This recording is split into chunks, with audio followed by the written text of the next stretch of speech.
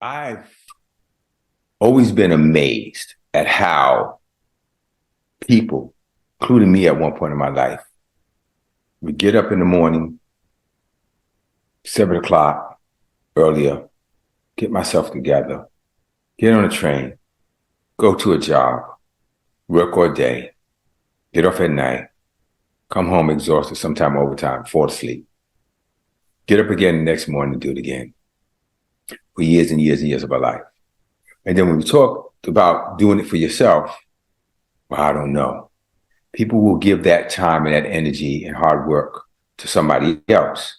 But then when it comes time to do their own business, they won't get up in the morning and do what they need to do or get done what they need to get done. And I always thought, I would speak for myself. So do you respect those people more than you respect yourself? Do you believe in their dream more than you believe in your own dream? Because that motivation and that attention to detail you gave somebody else who told you when to wake up, when to go to bed, when to eat, when to sleep. They didn't tell me when to sleep. They pretty much did. And they told you when you're at work, you ain't taking no nap in the middle of the day at work. So I'm making a point here. If you could give that energy to somebody else, then you could give that energy to your own business. Now, if you're just lazy and shiftless all around at work and anywhere else, this isn't for you.